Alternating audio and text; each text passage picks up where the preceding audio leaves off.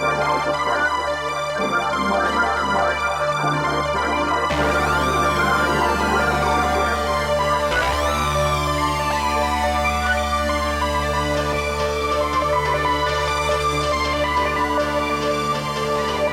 Nintendo's wide pantheon of iconic series, there's many that find themselves playing second fiddle to the primary outings. From first-party series like Zelda and Mario to second-party entries like the monolith that is Pokémon. Fans of many smaller Nintendo series often find themselves starving for new entries. But this is a spiel you've likely heard hundreds of times over. Every single Nintendo channel with a camera and a microphone has gone on about this time and again.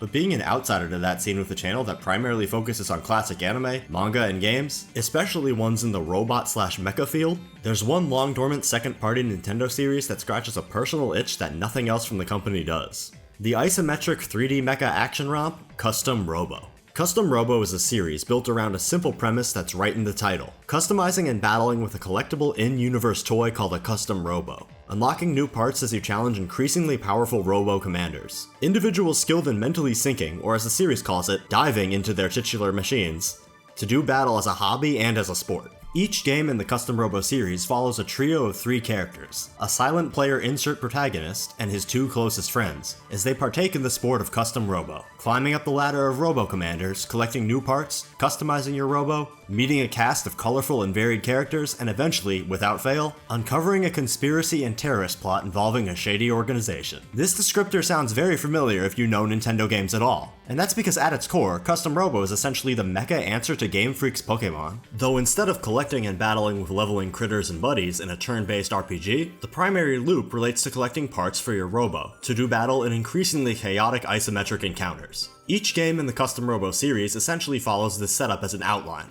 but with its own twist in each entry and wrapped in a surprisingly tight continuity, with plenty of reoccurring characters we get to see age in real time. Custom Robo is frankly a fantastic series, with 4 legitimate bangers and 1 valiant if flawed effort on the GBA. It's a consistent level of quality you don't see from every Nintendo series, partially due to much of the staff of its development studio, Noise, having stuck around for each entry, and bringing in powerful new talent when necessary. It's a series that's remembered fondly by its fans globally, that is to say, those who knew it was even a series beyond its Gamecube and DS outings. The only 2 ever released outside of Japan. Custom Robo was the brainchild of video game industry veteran Koji Kenjo, a game designer and writer who after nearly a decade of working on titles for Namco and Taito, found himself settling down to join the at the time fledgling development studio Noise Incorporated in 1996. Noise would in its infancy be acquired by Nintendo subsidiary Marigo Management, a subdivision established to find and recruit smaller development studios to produce games for the at the time new N64 console. 1996 was a massive year for Nintendo, between the release of the Nintendo 64, the establishment of Marigo, and the world's introduction to the unshakable powerhouse that was Pokémon. Noise, being a brand new studio thrown right into a second-party development position by Nintendo, had to come out swinging. And Koji Kenjo had an idea to take the still vibrant mecha genre and combine it with the collectathon tendencies of many of Nintendo's major series. After almost 3 years of busy development, on December 8th, 1999, Custom Robo would release, with the title dropping exclusively for the N64 in Japan with a media push that included a 7-minute OVA that was given out as a mail-order gift to readers of the children's magazine CoroCoro Comic. Custom Robo became a reasonable success for Nintendo to mark the start of the new millennium with, quickly being greenlit for a sequel as it would become an unsung pillar of Nintendo's broader intellectual properties, receiving a game on each subsequent platform until the series went silent with its 5th and final outing, Custom Robo Arena, on the Nintendo DS in 2006. This short-lived, densely packed series is a personal favorite of mine, and it's one that I wanted to take this opportunity to celebrate in a full retrospective. And of course, all of that starts with the original game.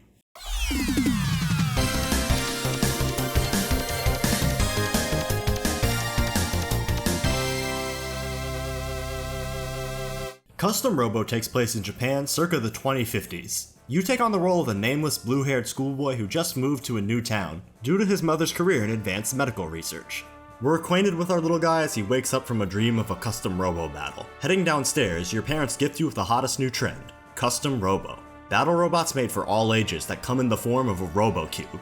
A cube that gets thrown into an arena called a Holosseum to transform into its battle form. Specifically, we're gifted with Custom Robo Ray. Ray being a part of the Robo archetype known as a Shining Fighter, a not-so-subtle nod to a certain Gundam entry. Your cousin, Shinichi, meets up with you to teach you the ropes of Custom Robo at the local Robo Center. This setting's equivalent of a hobby gym, specifically for Robo battles. There you meet Shinichi's friend Karin, who quickly takes a liking to you as the three of you form the central trio for this first outing. It's through your growing reputation as you start making a name for yourself in the Robo battle scene that Lambda Corporation, the company behind much of the production of consumer custom robos, takes notice and invites you onto the official tournament scene, as you climb up the bracket and qualifiers to hopefully face the current Robo Cup champion, Momoru. Though while all of this is going on in the forefront, a seedy organization calling themselves Dread lurks in the back, running an underground racket of illegal robo parts, essentially parts that don't pass any consumer safety guidelines, and cause harm both physical and mental towards robo commanders who dive into robos equipped with them, as well as that of their opponents. Though Dread's plot goes deeper than this, as a few surprises are dropped along the way, mainly focusing around Momoru's little sister, Yurie. Custom Robo is a game that puts simplicity first before everything else, and this applies to its story, character writing, and core gameplay. What the game lacks in thematic depth, it makes up for in a cast of colorful characters, and a complete confidence in its core concept. Koji Kenjo, when initially working on Custom Robo, never set out to tell a deep story. What his primary goal as the game's writer and director was to create a memorable, highly engaging but simple gameplay experience that would land for players of all ages. Custom Robo is a short game, only clocking in at about 5 hours, with a few multiplayer and score-based modes unlocked after the fact. Though as a first entry in a series, this extremely light amount of content is perfectly understandable. The game was more focused on introducing the central idea of Custom Robo's gameplay and stylistic presentation. Custom Robo's core gameplay can be separated into two distinct sections: conversations and world exploration, and robo battles themselves. The overworld and general storytelling is presented in a style inspired by role-playing games of the time, with you walking around a given zone connected by a world map, interacting with NPCs, and taking part in longer story-driven conversations. It's a typical form of presentation for RPGs of the era, and serves as a good buffer between what would otherwise be endless robo battles.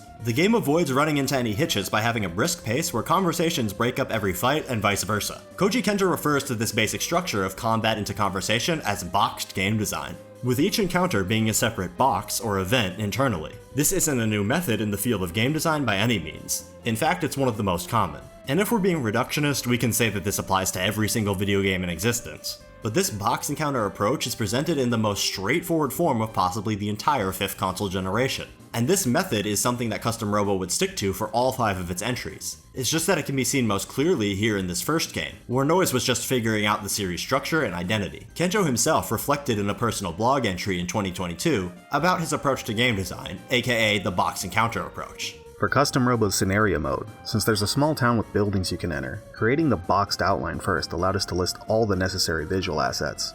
Also, in the case of Custom Robo, having the boxed outline provided a guideline, aimed for at least one battle per box. This proved extremely useful. Without it, even though battles are the game's main focus, players might end up stuck reading endless story segments. However, once we started scripting for Custom Robo, the feeling was closer to stage plays than movies. This per-screen encounter structure is part of the reason why Custom Robo has such a brisk and engaging pace. Everything about Custom Robo is very boxed, from the square area maps to the chunky shapes of its machines, to its most important attribute, its battle arenas. Fights in Custom Robo are at their core fast-paced arcade slugouts, set in isometric maps with a wide variety of environmental hazards and cover, where you take Custom Robo Ray and equip him with parts you unlock. Unlocking parts is as simple as winning a fight, getting the schematics for said part, and heading over to a part printing station, where you get the goods from your most recent haul. In the original game, there are 4 parts you unlock and swap out throughout the game's story mode: your primary method of damage and the center of your kit, the gun as your Robo's right arm tool, the left arm equipped bomb tool used for distance, AoE, and splash damage, the back equipped pods, tools used to control spacing and distance on the battlefield, and your legs, giving Ray different movement attributes such as a higher jump, increased dash distance, greater speed, and so on. All 4 of these parts make up the core of the titular customization in the original Custom Robo, and it's the experimental fun of mixing and matching different rotations of parts that makes unlocking and printing out new parts after a battle so addictive. Checking an enemy's loadout in the pre-battle equip screen and adjusting Ray's parts to a build you best think can counter it creates a satisfying push and pull. No 2 parts fulfill the same function. The Gemini bomb is a bomb that shoots out 2 bombs in a harder to control split direction, while the straight bomb shoots a single bomb straight. Bombs and pods are also further varied from each other by different letters, each letter standing for a different effect that the pod or bomb's explosion will have. For example, an unmarked bomb will have a typical knockback, but a G or P variant of the same type of bomb will have a new effect, such as pulling an enemy towards you or throwing them up in the air. Pods come in a wide collection, from seeker pods that follow an opponent after deployment, or cockroach pods, which are literally cockroaches. The amount of letter variants give the repeated use of certain bomb and pod types a level of differentiation that encourages further experimenting in battle. And the guns? Well, the variety there is nuts as well,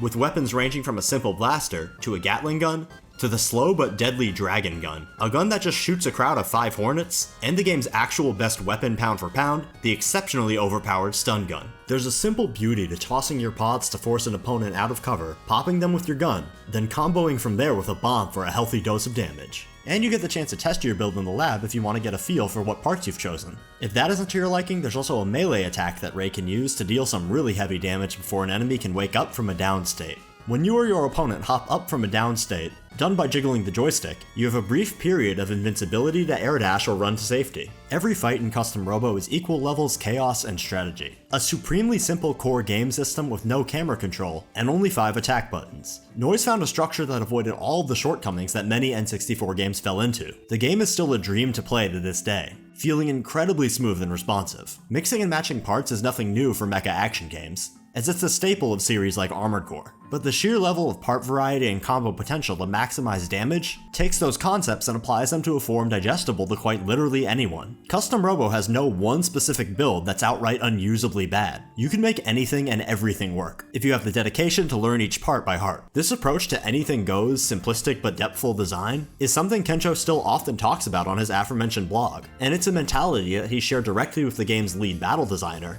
Shigeo Sasaki. Having choices, each with its own difficulty and branching outcomes, creates a thinking element, the decision of which option to pick. I also believe that the breadth of choices contributes to gameplay depth, though it doesn't follow a strict proportional relationship where more choices always equals higher depth. That said, a game with absolutely no choices isn't a game at all. To add another factor determining depth of the game's essence, it's also important that determining which choice is correct isn't necessarily straightforward. The complexity arises from considering which option is more advantageous given subsequent developments and whether your skills or knowledge can actually achieve it, making choices difficult and adding depth. The maps in Custom Robo are all visually distinct and extremely vibrant in their color palettes and layout. They can range from a basic gray box with a few walls for cover, a children's playroom with a moving toy train, a conveyor belt into a pit of lava, or when a round starts, a Robo Cube cannon spins the cubes around, as you can adjust the placement of your shot to the beat of Mr. Krabs walking. The side of the cube that you land on represents which part of your Robo's body will be facing upward, giving both players the potential handicap to increase initial tension. While this idea on the surface is welcome, in this original game it can be a tad frustrating, as the method for speeding up how quickly your Robo gets up from this state is spinning the joystick around as quickly as you can and mashing the face buttons. And if you have any recollection of the N64 controller, well, you'll know damn well how much of a nightmare that stick spinning can be. Indeed, this handicap at the start of each fight might give you some Mario Party flashbacks in the worst way. This is one of a handful of issues with this first game's gameplay. The other being that you're stuck with Ray in the main scenario mode, only able to use and experiment with other Robo bodies and their own unique attributes in the CPU battles. This makes it so by the time you finish the main scenario, you'll be so used to the dash and melee of Ray that it feels alien interacting with anything else, which is a shame as each Robo archetype is given a fun, unique name and attributes, such as the Little Raider type being short and fast, or the Funny Old Man type being a funny old man. Another issue this first game runs into is something unavoidable with the game's structure, that being that its core concept is inherently repetitive. While the box scenario structure is good on the surface, its simplicity is a double-edged sword, the game only shaking up the actual formula of its battles well into the story mode, meaning that for a good chunk of time, you can fall into the pattern of playing the game on autopilot. It doesn't help that before every single fight in the game, all the way up until the game's final area, Shinichi's there yapping in your ear with combat tips that by 4 hours deep, you'll have already figured out by yourself. I do understand this choice from the perspective of having nothing passed by the children who would primarily be playing the game, but at times you really will get the urge to throttle Shinichi, especially when after an intense conversation, with you fully prepared to beat your opponent senseless, he'll walk up to you with a Hello, sir. Did you know that a combo is when you apply a different type of attack after after another for chain damage. But I can't really hate Shinichi, because along with the rest of the game's cast, there are some genuine charming, if one-note characters who make up this game's roster. Shinichi learning to stand up for himself with the help of Yu and the very abrasive Karin, as well as Karin's own arc of not beating herself up over constant losses, makes for a dynamic that serves as the actual heart of the game's main trio, with your character silently standing around awkwardly, despite being the strongest commander to ever live. On the flip side, there's Mamoru and Yurie, the siblings being at the heart of the machinations of dread, all relating to a debilitating illness that Yurie grapples with throughout the game's story. A sadness hanging over her like a specter at her inability to engage with Custom Robo due to this unspecified sickness. This also tests the stoic resolve of Mamoru, an otherwise cold kid who isn't even shaken by the return of his old rival, the wandering commander Jiro. The central cast of Custom Robo also sees itself complemented by some equally loud side characters, like the Ojo Catalia, heiress to the Lambda Corporation, and a powerful Robo commander herself, the American commander Jake, your rival character, the snarky, self-confident Hayao, and the egotistical Lich, a character who has one of my favorite reaction portraits of the era. This is all leaving out my GOAT, the OG, the comic relief Fukashi.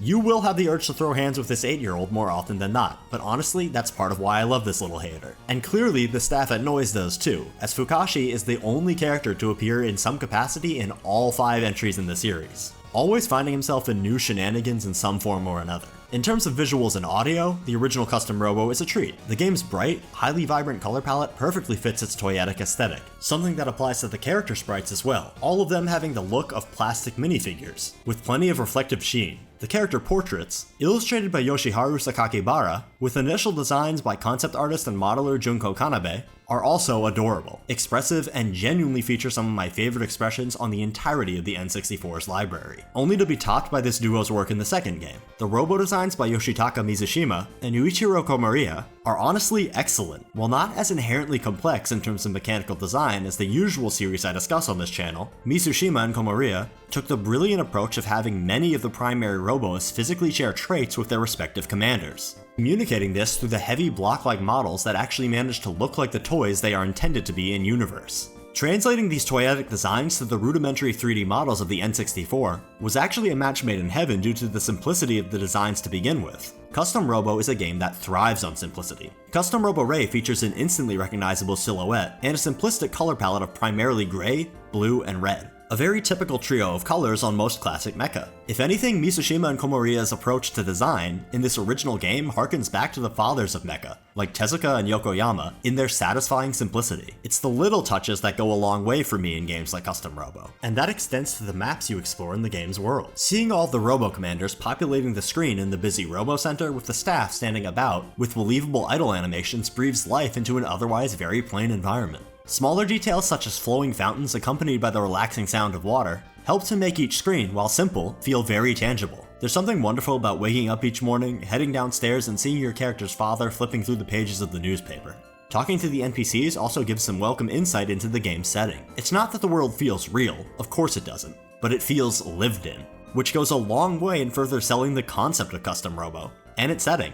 Cute Easter eggs like the trophies you collect throughout the game talking to you also go a long way in displaying the game's personality. The soundtrack by Shinji Hosoe, Ayako Sasao, and Yasuhisa Watanabe is also a total earworm, with a MIDI bounce that's very reminiscent of early Pokemon soundtracks. Everything about Custom Robo, despite how basic it is at its core, comes together for something really special. The game feels like a warm pat on the back. Playing it now is like discovering an old childhood memory you didn't know you had. The game just oozes confidence in its own central concept, and Koji Kenjo and the rest of Noise deserve some serious praise for starting off on such a strong note. The game reviewed quite well on launch as well, praised for its satisfying but simple gameplay. It's a real shame that Custom Robo never came out in the US, as I do consider it to be one of the N64's best titles. I think with proper marketing and a global release, this could have become a massive hit outside of Japan. Custom Robo can be played officially on Nintendo Switch Online on Japan's N64 app, if you have access to that. It's as simple as making a Japanese Nintendo account, going to the eShop and downloading the Japanese version of NSO, and then popping it open on your English account. This method gives you the ability to play multiplayer matches online with friends as well. Though if you want to play the game fully in English, a complete fan patch does exist. The now defunct group Star Trinket handled the patch, and while it makes a few very, let's just say, questionable choices in terms of the game's credit sequence, It's a very good fan localization that I can easily suggest playing through the game with. You can do that either on an actual N64 with a flash cart or over an emulator. The original Custom Robo is a great time.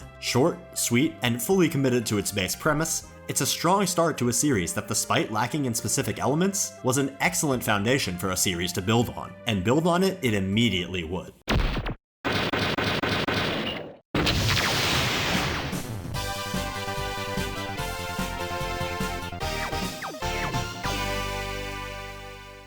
The original Custom Robo became a moderate hit in Japan. While we don't have exact figures, it's estimated that around 6 million or so N64s sold in Japan, with Custom Robo pushing above 250,000 units, meaning that it was selling well enough for some of Nintendo's primary figureheads, in particular the late Satoru Iwata, to highly encourage Noise to pursue further development of the series. With the 2000s now well underway, Noise, with Marigold's approval, would push out a sequel in under 9 months, releasing Custom Robo V2 to Japanese stores for the N64 on November 8th of 2000. Custom Robo V2 is perhaps one of the textbook examples of what a sequel should be. Instead of shooting for the moon or overworking themselves, the identical dev team from the first game at Noise would instead make a direct narrative continuation that mechanically made no changes, but just added more. In fact, that's why the game is called V2 and not, well, 2. It is more of a version 2 of the same concept, just with more content, a longer main story, countless more unlockable parts, more arenas, and the introduction to something that would become a series staple going forward, a massive score-based post-game mode unlocked after beating the main scenario.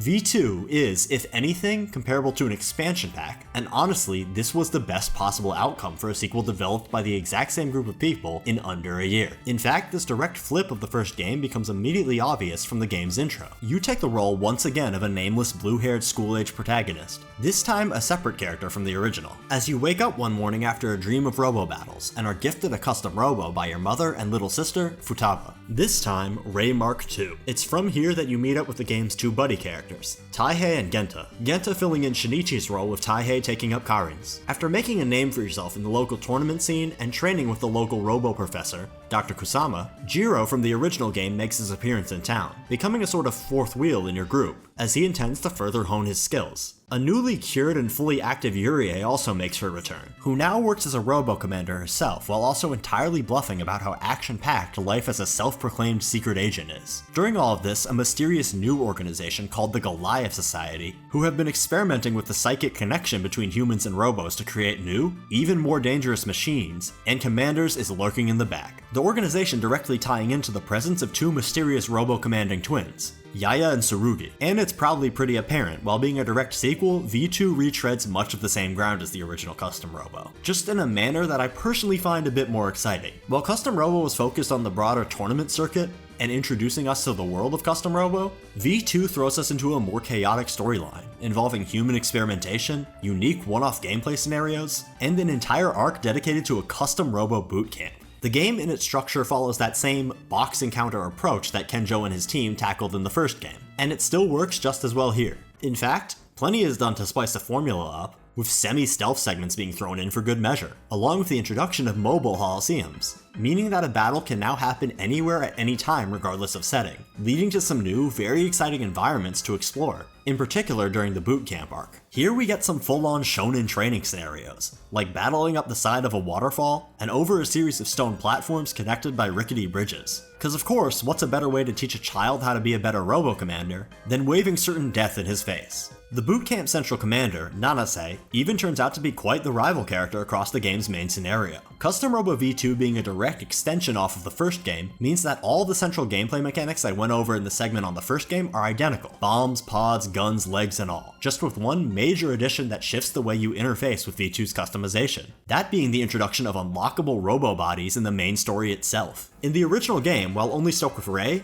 V2 will see you unlocking robo bodies off of defeated enemies, and at certain story junctions. All of the robo archetypes from the original game return, but this time with a fully overhauled customization menu, allowing you to view specific stats and attributes of each robo body, all having their own speed, strength, air dash properties, melee attack, and so on. This change adds another major layer of customization to the titular Custom Robos, while not changing what made that first game's core gameplay loop work so well. Tired of Rei's double dash or neutral movement speed? Swap out to a robo with a crow head that Naruto runs. Swap out the Shinichi's Robo from the first game. The possibilities are endless for part customization in V2, with parts and bodies you have yet to unlock signified by question marks on the customization menu, incentivizing further completionism. These slight but significant changes come together to fix a good handful of the first game's flaws, while fleshing out the series' core premise without losing that magic simplicity of the original title. Though not everything is fixed. For one, the Mr. Krabs sounding cube cannons and landing sides still requires you to mash up your thumb on the control stick. Another unfortunate shortcoming in V2 is that despite a larger, more varied cast of characters, central arcs like Taihei's sense of self-doubt are introduced and completed within what feels like the span of 15 minutes.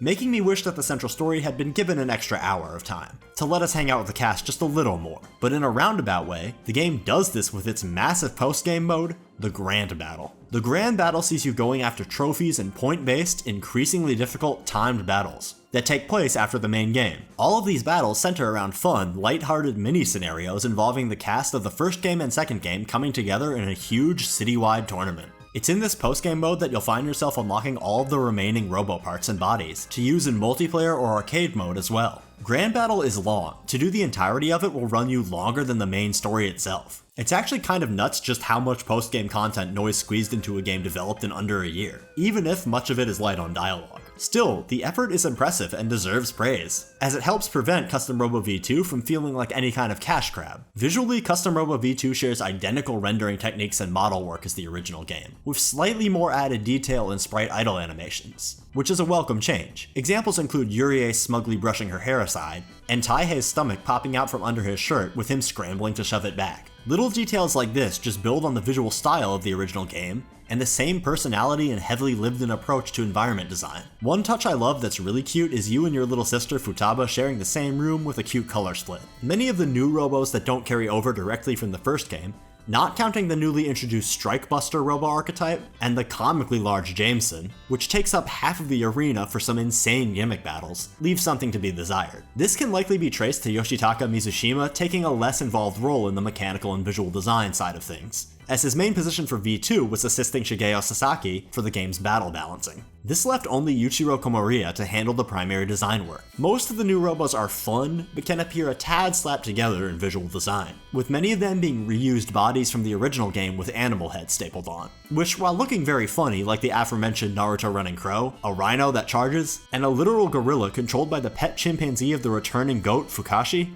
that he of course named Caesar, the animal-type Robo don't exactly have the flair or true sensibilities of solid mechanical design that you would find in similarly animal-themed mecha such as the Brave series or Super Sentai, though I will have to compliment Ray Mark II's design, leaning a tad harder into typical mechanical design tropes, with the added faceplate, broader shoulders, and sharper angles leaving him looking like something almost at home in Wataru. The portrait art and character designs by the returning duo of Sakakibara and Kanabe is obviously still very charming, with Genta's Timmy Turner looking face in particular being a highlight for me. The exact same composition team that worked on the first game returns, primarily with reused tracks from that original outing, but with a sprinkle of new music to help break up the repetition. Custom Robo V2 would end up performing about as well as the original game, meeting Nintendo's standards but not breaking any records. A few months after the game's release in February 2001, a manga adaptation of Custom Robo V2, penned by Koshita Tetsuhiro, would begin a 5-chapter run in the children's toy catalog and comic magazine, Busetsu Korokoro Comic. While the manga has only been released in a long out-of-print volume form once, I was able to track down and scan the first chapter from the original February 2001 issue of Korokoro. But just go check my social media pages to see the link to that. Custom Robo V2 is in most ways the ideal outcome for a sequel, with the identical development staff starting production on it instantly and building off of what worked in the first game while expanding the series' core customization. V2 is essentially the original, but better in every way, and a very welcome continuation of the train Noise had started rolling out. Sadly, the English fan patch for Custom Robo V2 was left in a very incomplete state, as Star Trinket disbanded for reasons we don't know the specifics of, that I'd rather not personally reach out and pry about. This means that V2 is only in Japanese, but gameplay is a universal language, so even if you can't quite take the entire story in, I highly suggest playing V2. Grab a totally legit save file with the main story complete just to hit up the Grand Battle and have some fun there. It's playable on Japanese NSO just like the first game, as well as being pretty easy to emulate or play on an original N64.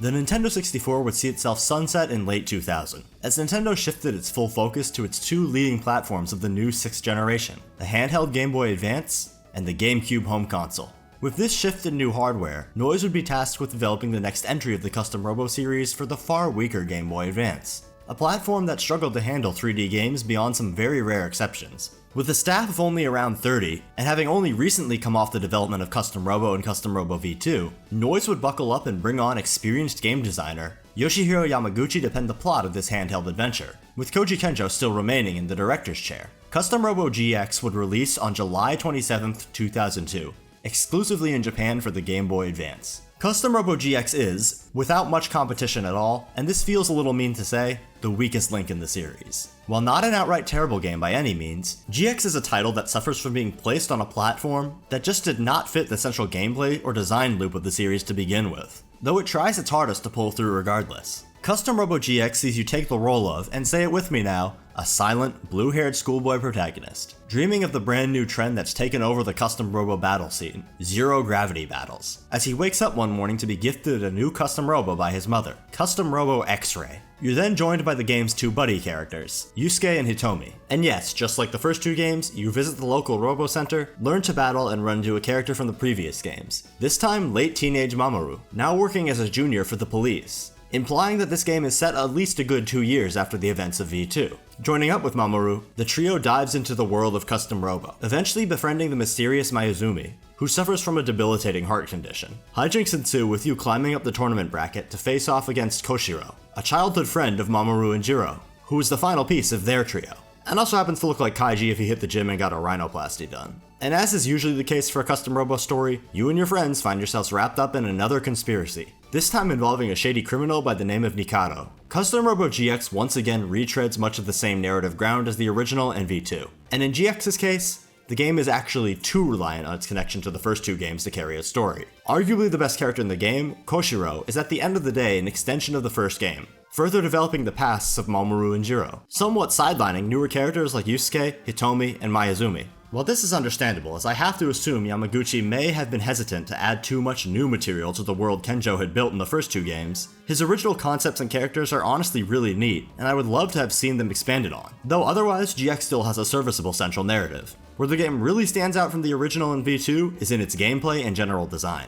GX is the most unique entry in the Custom Robo series, strictly off of how wildly different everything about its core mechanics are. With the GBA not being able to handle the 3D isometric arenas of the battle sequences of the first two games, GX uses its narrative excuse of zero-gravity battles being the new trend to excuse its battles being entirely 2D. And while this is a clever in-universe explanation, it leads to a significantly slower, stiffer, and overall far less satisfying central gameplay loop. Being entirely set on 2D zero-gravity fields, Custom Robo GX has you awkwardly suspended in air, floating around these boxes with cover and no leg movement. Instead, every Robo in GX flies at varying speeds, and due to this, the leg parts from the first two games were swapped out for a new part, chips. These chips fulfilling a similar purpose to the legs, by either applying a buff to your movement, or applying a passive effect like a shield or longer invincibility frames after waking up from a down state. Otherwise, the usual parts, such as your pods, gun, and bomb, are still present, just applied to this new 2D playing field. Swapping robo bodies from V2 also thankfully carried over,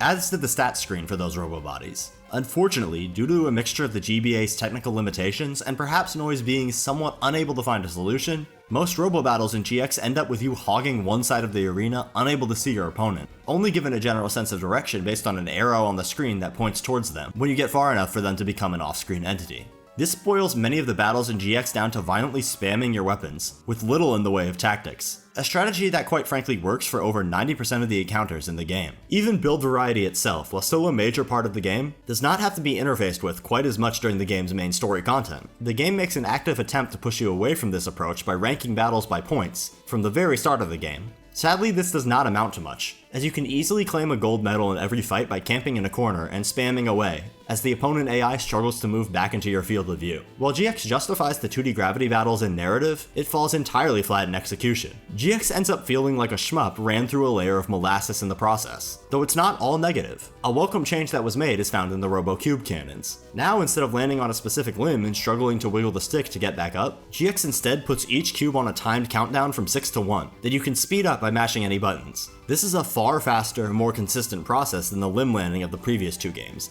And yes, the Mr. Krabs walk is still present in a very crunchy GBA sound chip compressed form.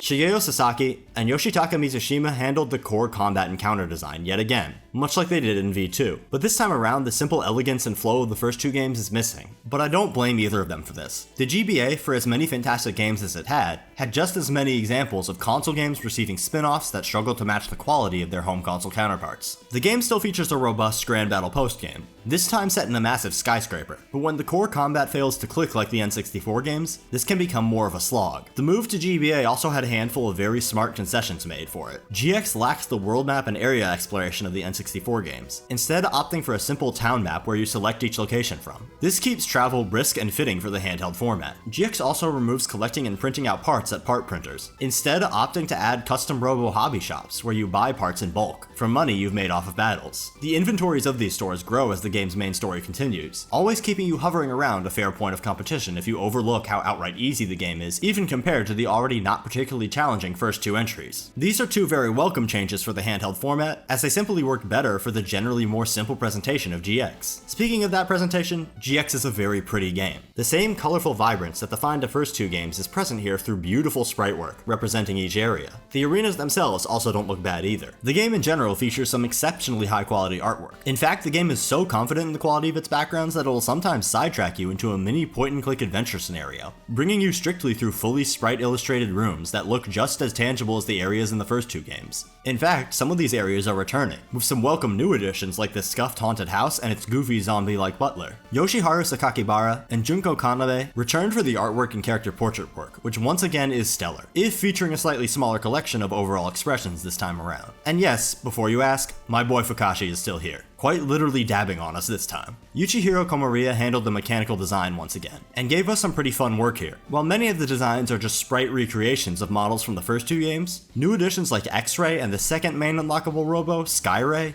build off the designs of Ray and Ray Mark II while adding their own flair. Skyray's gaudy purple color palette and pilot goggles are so goofy that they loop around to being charming. Ayako Sasao and Shinji Hosoe once again came through with a fun, bouncy soundtrack that takes full advantage of the GBA sound hardware, honestly leading to one of my favorite soundtracks on the console. GX in general is a game that is exceptionally strong in the art and visual front. It just lacks a solid combat loop, making it the series' weakest outing by default. If the game had a better combat system that used the GBA's small screen economy more efficiently, 2D gravity battles could have been great. Instead, GX stands as a valiant, if very flawed attempt at shifting the series to weaker handheld hardware. Thankfully though, the best of the series was yet to come, as Custom Robo would go on hiatus for 2 years, until it returned in 2004 with arguably one of the best titles of the 6th gen.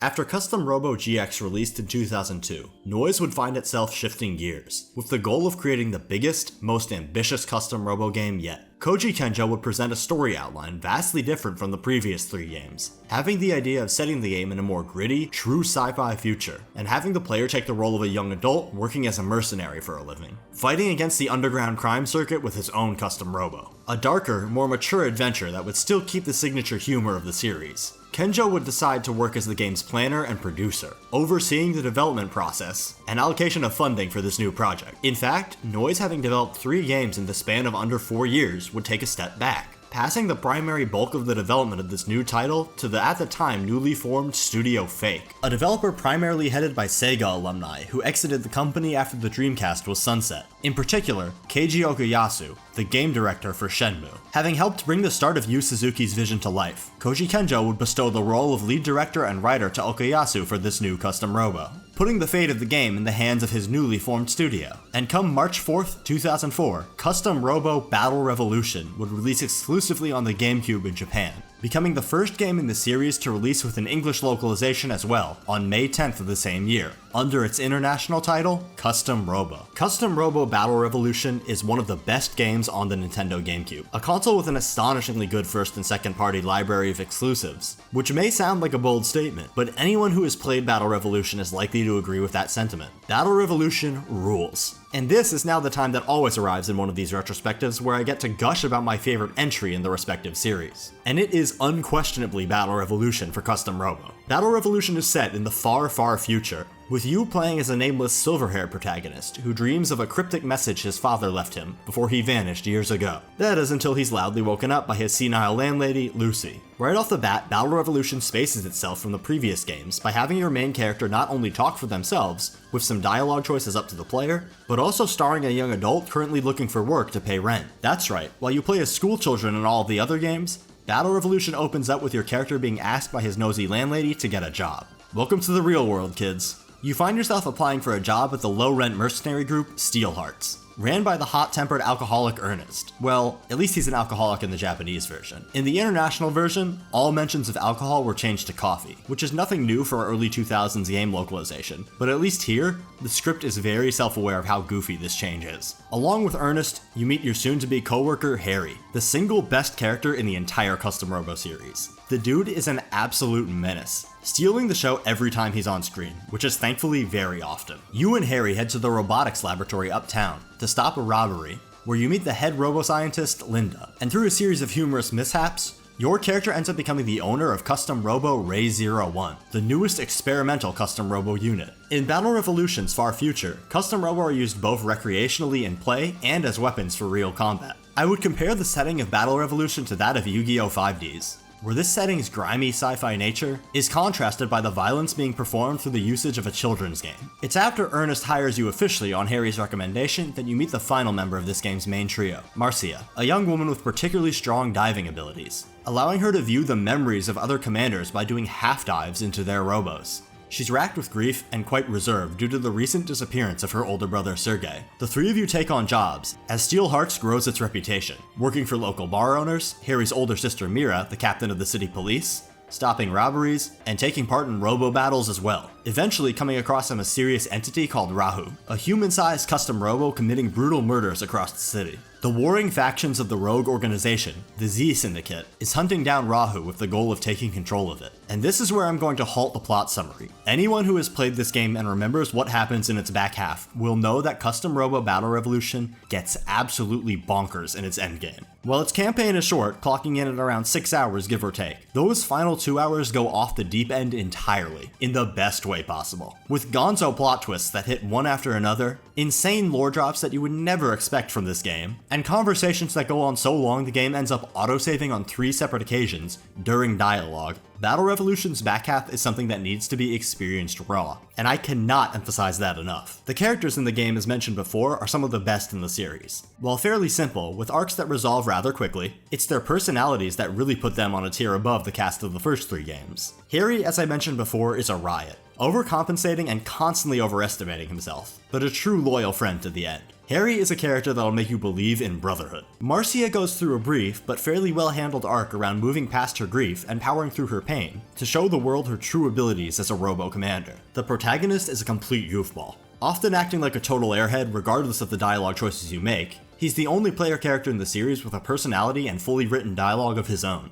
Battle Revolution easily has the best trio of the series with these 3. Their dynamic is funny, endearing, and even approaches getting emotional at times. It helps that the 3 of them are co-workers who grow as friends, as opposed to a group of school children that already knew each other. The character writing in general in Battle Revolution is the strongest in the series. Nothing revolutionary, pun very intended, but commendable regardless. Ernest, Mira, the flamboyant mercenary Evil, also make for excellent foils to the central trio. Even the game's side NPCs get some genuinely funny interactions with the central cast. Lucy the landlady and the domestic nightmare of a family next door to the protagonist bring a layer of anime hijinks that the series hadn't seen to this level before. And many of the generic NPCs also have dialogue that gets more than a few chuckles out of me. Something I really need to emphasize is that Custom Robo Battle Revolution is actually funny in the executions of its jokes and bits, also helped by the characters all making Animal Crossing noises for their dialogue, increasing or decreasing in volume based on the size of the subtitles for some great comedic timing. Keiji Okuyasu easily penned the best script the Custom Robo series ever saw with this game. Funny, absolutely bonkers with its later narrative beats, and concise, Battle Revolution ends up being a real evolution of the series' established formula. And the script from the English localization shockingly does not take too many liberties from the original Japanese, aside from the aforementioned swap of alcohol to coffee and a few other visual changes I'll get to later. Everything was maintained with a pretty solid level of accuracy. You may think that names like Harry, Marcia, Lucy, Mira, Ernest, Linda, and so forth were changes made from the original Japanese text for the English version. But no, in the original Japanese, all of these names are spelled out phonetically in katakana. The only names that were changed belong to those of side NPCs who were given more obviously Western names. But outside of that, the translation overseen by longtime Nintendo of America localization head, Rich Amtower, is quite solid. But it isn't just the game's writing that stands out, because Battle Revolution plays like a dream as well. Battle Revolution returns to the core mechanics and box encounter structure established in the first game and V2, just fleshed out further. Overworld travel has returned, with the city map serving as your hub to get to each zone. All of these zones are packed with the same amount of subtle detail that made the first two games feel so tangible, and even more so here, with tons of interactable objects in every room, bringing the game's exploration segments closer to the initial RPG inspiration Koji Kenjo envisioned the series' pitch with. The parts printer from the N64 games makes its return as well. When battle finally starts though, the game really shines. The preparation and customization screens have been overhauled once again from V2, this time displaying specific stats for every individual part excluding the legs. This gives you a more immediate insight into what attributes are going into your build. You can also, as usual, view the gear your opponents have equipped, and plan accordingly around that. Battle Revolution does carry over one aspect of GX, and that was the game's best addition, its version of the Robo Cube cannons. Now operating on the same 1 to 6 mashable countdown, which finally takes the stick beating away from 3D Custom Robo. Though, in a heartbreaking change, the Mr. Krabs walking sound has been laid to rest. With the battle arenas now being viewed from an isometric angle again, the battle system crafted by Kenjo, Sasaki, and Mizushima was overhauled under the direction of Studio Fake's Takeyuki Yamaguchi, with all of its strengths being kept in place, just with an added injection of breakneck speed. Battle Revolution's battles are fast, chaotic, and incredible every time. While keeping the core simplicity of the combat in the N64 games, Battle Revolution adopts if it ain't broke, don't fix it approach. Just with an overhauled stat system, more parts to unlock than ever before, and a very new addition to Battle Revolution that is a 3-tick meter indicating when your opponent's Robo will enter a down state, giving you a clear indication of when an optimal combo or juggle can end up being at any given time. Battle Revolution also brought along battles that can hold 4 Robos on screen at once, this being the newest main feature that Custom Robo Battle Revolution introduced. These fights can range from free-for-alls to tag team matches, which can become so chaotic that even in the game's larger arena size, it almost becomes a challenge to keep track of everything. You can even combo into your partner's pods and bombs and vice versa. Though these 4 Robo battles can get extremely chaotic, there's a beautiful flow to this chaos due to the core simplicity of Custom Robo's combat. If you want my tip though, and I'm about to put y'all on game, cause hear me out. My favorite build in Custom Robo Battle Revolution, which mind you can only be unlocked in the game's post-game Grand Battle mode and used in New Game Plus, is Formula Legs for Speed, the Little Raider archetype Robo Body, the Knuckle, a strictly melee weapon as your gun, and the Umbrella Pods. You can use whatever bomb you want, cause this build will turn you into a monster in terms of both damage and speed. You'll feel like a Smiling Friends background character darting around and ripping apart health bars with this.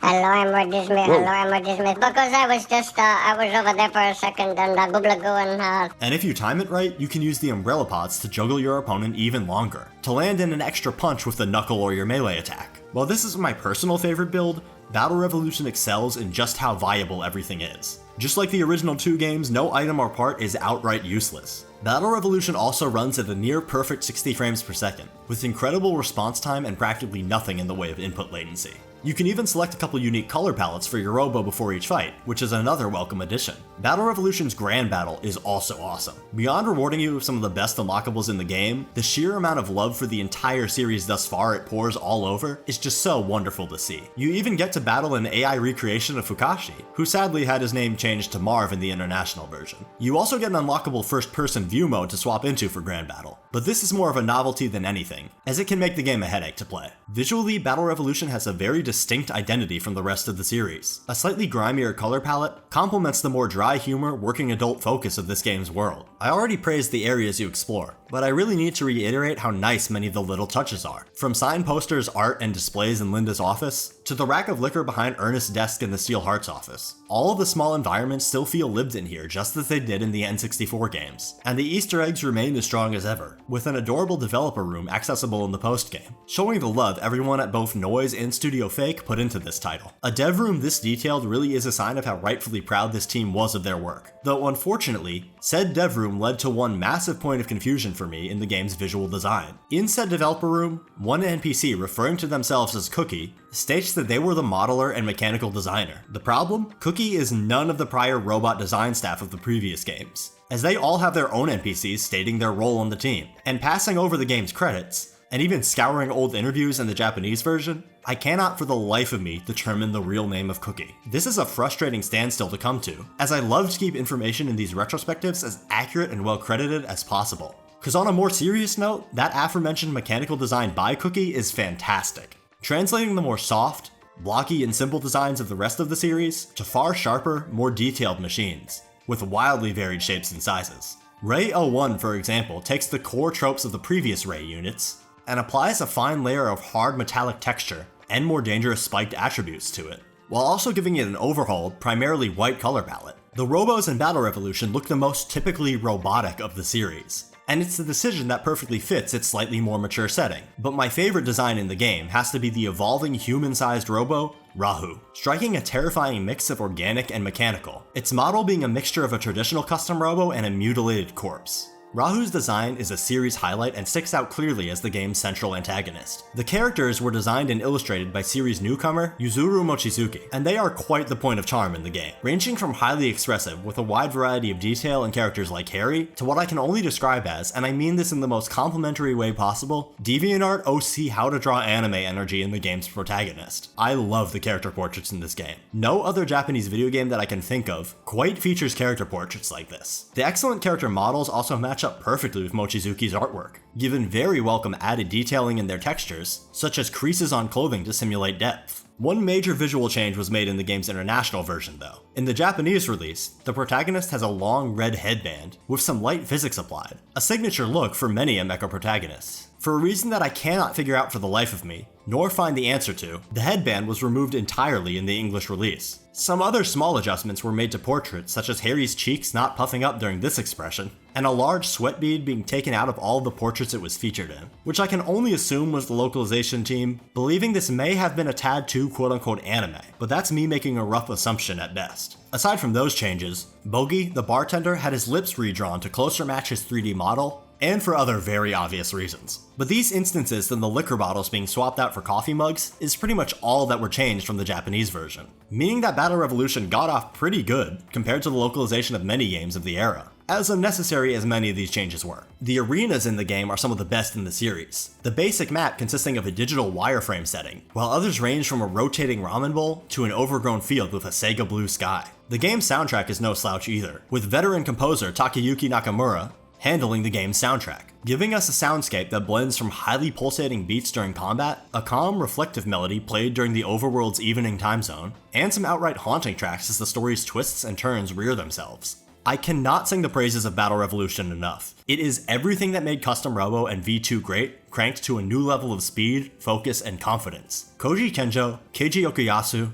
and the staff at Noise and Studio Fake still seem to hold this game in high regard whenever it comes up in conversation, and they really should. Battle Revolution is one of the GameCube's finest titles. This makes it all the more confusing how the game was received in the US and Europe when it initially launched, receiving lukewarm reviews at best and only getting its deserved critical reappraisal in recent years. Perhaps it was the fairly basic presentation of its narrative and central gameplay not clicking with critics of the time, but I'm glad this is another case of a game that the years have been very rightfully kind to. In terms of performance, Battle Revolution is unsurprisingly the best-selling title in the series, performing as expected for Custom Robo in Japan, and getting a decent but not incredible boost in sales from overseas players. Though again, this is a game that rightfully gained traction as the years passed by. Battle Revolution is the ideal outcome for a series making a proper jump to a new console generation, taking everything that made the originals great, elevating it in scale and performance, and serving as an excellent collaboration between multiple studios. I cannot sing the praises of this game enough. If you had to only play one Custom Robo game, Battle Revolution is certainly the one. Battle Revolution has never been ported to any modern systems, and since the game disc can run quite pricey these days online, the two ways I suggest playing it are either through emulation on Dolphin, or playing the ISO file off of a modded Wii or Gamecube. Though regardless of how you play it, go play Battle Revolution. Straight up some of the most fun you'll have on the Gamecube. With such a high bar set by this game, I'm thankful to say that its eventual follow-up would easily end up being the series' second best, and unfortunately final entry.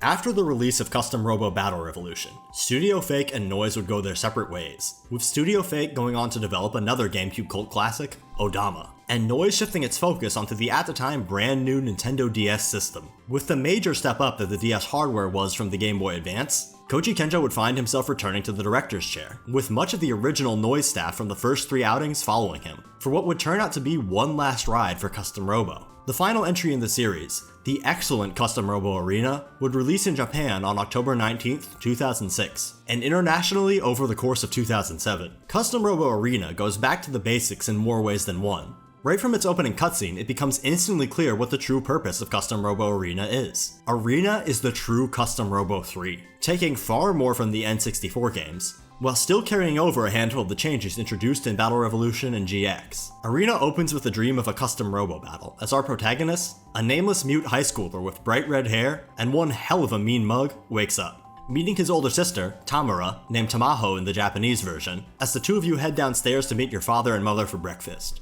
where you're given a custom robo of your own, a returning custom robo Ray Mark II from V2. Then it's off to your school, Midheart Academy, where you meet the 2 members of this game's trio. Liv, named Saki in the Japanese version, a girl who after a horrible accident years ago can no longer dive into custom robos, serving as an ace support and coach instead, and Dennis, called Toru in the Japanese version, a nervous little guy with some decent instincts that he underplays. You, Liv, and Dennis make a group of up-and-coming robo commanders called the Numero Unos. From this setup, Arena follows directly in the footsteps of Custom Robo, V2, and GX, seeing you climb up the ladder as the world's newest up-and-coming robo commander, before eventually uncovering a conspiracy involving a shady force, this time called the Greybaum Syndicate, with its plans to throw the world into chaos. Arena is, like I said, a case of a game series going back to its pure roots after being wildly different in its previous entry. The narrative has no outright insane plot twists, but what it does have is pretty strong character writing, especially in the arc of Liv, as she struggles with imposter syndrome, trying desperately to become the best support for you that she can possibly be. Liv's older brother, Eddie, named Hajime in the Japanese script, is the game's other central character, with his arc directly tying into hers and the players. The story in Arena is certainly the best of the more traditional custom robo games, with easily the longest runtime of any of the main scenarios. You get a lot of time to know Liv and Dennis, genuinely growing to care for them and the rest of the game's very expansive cast. And thankfully, aside from my boy Fukashi, very few characters from the first 3 games reappear, with most only appearing in this game's post-game mode, the Grudge matches, giving this game's new cast time to breathe, from your goofball teacher Mr. Stubbs, the wise robo-monk Stark, the bumbling cop Duncan, and the character of Kinjal, who in the Japanese version through her manner of speech is implied to be one of the NPCs from V2's Grand Battle postgame. Arena has a genuinely strong cast. Arena's gameplay is structured the most like a typical RPG out of any of the Custom Robo titles. With the DS having a split screen, around 80% of Arena's gameplay is strictly on the top screen, with the bottom screen being used to display the models of any key items you require, and most of the time, your commander level. Otherwise, the DS's bottom screen is used to view the model of your robo during pre-battle customization, view your opponent's robo at the start of a battle, and its best usage, interfacing with the game's 2 brand new minigames, the first being the brand new mechanic of Filth. As you battle with your robo and receive damage, it gets filthy, giving it passive debuffs. This is where you use the bottom screen to simulate cleaning each of the robo segments with a towel. It's a very cute and decently thought out integration of the bottom screen that adds a secondary element of hobbyist collecting to the concept of custom robos. You also get the option to pose and frame your robo with purchasable diorama backgrounds, giving you a way to fully express your robo by posing like an actual toy. Each enemy commander also has their own special pose and splash screen displayed at the start of each fight. These are the main uses of the DS's bottom screen beyond the rare FMV or the even rarer robo registration, which requires you to tap and swipe to pop open your robo. Custom Robo Arena's main story introduces optional battles to the series. Instead of being entirely linear like the first 4 games, generic NPCs will hang around the game's world map for you to challenge to battle at any given time. The score system from GX also makes a welcome return, with your results contributing to the growth of your commander level. Another new addition is a small stamp book, tracking if you've completed very specific battle requirements, such as using only 1 line of parts or a very specific build, incentivizing more map exploration and interaction with every NPC. Some of these NPCs are even invisible or placed in very obtuse locations. Arena wants you to interact with its world map more than any previous custom robo game, which is by far its biggest strength. With the expanded usage of the world map, part printers are once again removed, as parts and stages are purchased from shops like in GX, which again, works for this game's handheld form factor. Certain plot points require you to be a certain commander level to progress, reinforcing Arena's focus on being more of an actual RPG. Arena also allows you to explore the city at night, working part-time as a junior cop to tackle harder fights against illegal part-wielding criminals. These new features also drastically change how the title's post-game works. Most of Arena's grudge matches are unavailable to you until you fulfill certain requirements. This can range from owning every bomb or using at least 20 types of pods. This change in the approach to postgame unfortunately does turn it into more of a legitimate grind than it was in previous titles. But it's an interesting rework of the usual Custom Robo formula. Sadly, there is one downside to Arena's central gameplay, though slightly minor and understandable considering the DS hardware, being a major step back from the Gamecube. That being that Custom Robo Arena plays identically to Custom Robo V2, with a few minor adjustments, one being the knockdown meter introduced in Battle Revolution, and an optional third-person camera you can swap to at any time from the beginning of the game, which basically turns Custom Robo into Armored Core Jr. in terms of the view perspective. And frankly, this is not a badly applied additional camera. While I still prefer the classic isometric camera, this is far and away a step above Battle Revolution's nauseating first-person unlockable. The biggest new addition to Arena's combat though is the introduction of the Soul Boost, a mechanic centered around a meter slowly filling up as you win battles on your bottom screen, allowing you to pop into a golden state with boosted speed and damage for a brief period of time if you find yourself in a sticky situation. The trade-off being that you briefly enter a burnout state when Soul Boost has been used up. Aside from these changes though, battles are back to the speed they were in V2, with Robo battles being back to 1v1 exclusively. While these concessions are again understandable on the DS hardware, it does feel like you're pulling the brakes if you come right off of Battle Revolution. The Robo Cube Cannon and Limb Landing system makes its return, but thankfully has been heavily adjusted to make standing the simple process of tapping the D-pad. No more finger destruction. Yippee! Though I'm sad to report that the Mr. Krabs walking sound is still MIA. The game also makes the smart choice of carrying over Battle Revolution's full stat breakdown for every part and body. Regardless though, Arena's core gameplay is excellent. That wonderful simplicity and Koji Kenjo's box encounter design philosophy still does wonders to create an addictive and highly engaging loop. Shigeo Sasaki once again took back his role as the battle designer for Arena, and he showed out here. Visually, Custom Robo Arena is beautiful. Yoshiharu Sakakibara returns as the sole character artist for Arena, giving us some of their best work yet, rendered in highly expressive full-body portraits. Liv's tearful face is impressive in how visceral it looks, and Eddie's Soyjack face here just kills me every time. Though not all NPC expressions fare as well. Sometimes the characters can end up having a bit of a Rant Sona energy, which ends up feeling unintentionally hilarious. The 2D sprite work on the game's overworld echoes the Pokemon titles of the time, and I mean that as a full positive, with expressive breathing animations and distinct walk cycles giving each character their own personality. I frankly still can't get over how perpetually angry the protagonist is though, and his walk cycle with the slouch is crazy too. This kid is straight thuggin', which is even funnier when you see how soft Sakakibara's original illustration is. Yoshitaka Mizushima also makes his return as the game's mechanical designer, with his strongest outing being the villainous Custom Robo, Hadron, and the unlockable Ray Mark III. This updated Ray unit, picking up from where he left off in V2, just with a further focus on armoring Ray's body, while implementing slightly more detail in design inspired by Ray 01 from Battle Arena. Ray Mark III is probably my personal favorite Ray design overall, keeping the core simplicity and elegance of Ray and Ray Mark II, while adding just enough new detail to set it apart. Many of the other Robos in Arena are remakes or variants of previously seen machines from throughout the series, some carrying over one-to-one from the N64 games, and others being low-poly recreations of the machines from Battle Arena. Mizushima seems to have brought his A-game to Arena, as I generally find it to be his best work out of the 4 custom Robos he contributed to. The game's stage design, from a returning Yuchihiro Komariya, goes back to the basics as well, with maps being the size of those featured in the N64 games. In fact, many of them are one-to-one recreations of the maps from those first 2 games, though all of the new maps present, such as the CD back alleys, are welcome additions. The game's soundtrack was outsourced to Brainstorm, who brought on Takayuki Nakamura, Shingo Yasumoto, Kenji Nagashima, and Tsubasa Waga to create all of the tracks for the game. And the OST, while overall still quite good, is held back by the sheer scuffed nature of the DS's audio capabilities. Some tracks becoming so bit-crushed and repetitive that your brain will start to auto-mute them. Arena in general though is an excellent game, and there's a reason I easily consider it to be the second best outing in the series. It introduced some fantastic improvements to the world map while keeping what worked from the original N64 titles, and all in a portable format. Arena sadly has never been ported, as is the case with many DS titles, meaning your best bet to play it is either through emulation or popping a used cartridge into a DS or 3DS. But regardless, I can highly recommend Custom Robo Arena.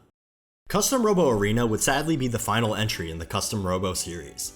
Noise would develop the 2009 title, Go Go Cosmo Cops.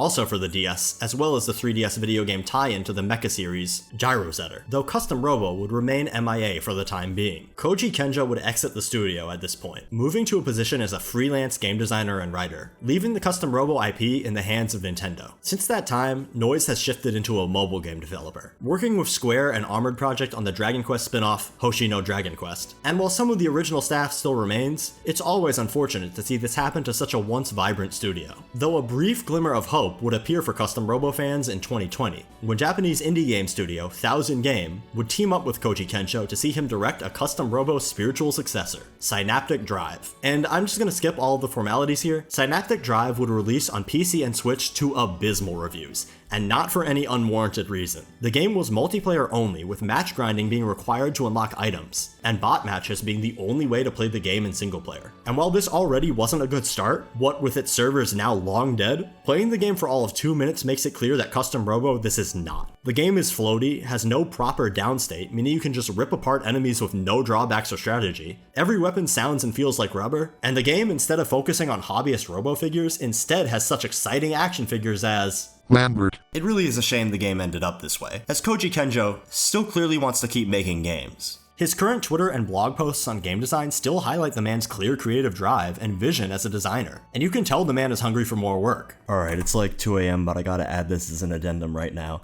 This is the 5th time this has happened to me while working on one of these videos. Koji Kenjo just announced his new game at TGS, Mukuro no Rasen. It looks like a very cute indie platformer, but dude, the timing. Hopefully one day, Kenjo can return to Nintendo to oversee a new Custom Robo game. But as it stands, the 5-game run the series had from 1999 to 2007 was overall great, with one of the best titles on the Gamecube, 3 other excellent outings on the N64 and DS, and a valiant if very scuffed effort on the GBA. Custom Robo had a level of quality through its run that many series could only wish they had, always staying true to its core gameplay and design philosophy. Custom Robo was a series that shot high and gained its fair share of dedicated fans, before just as quickly fading away. And perhaps one day, we'll get to toss our RoboCubes into battle again.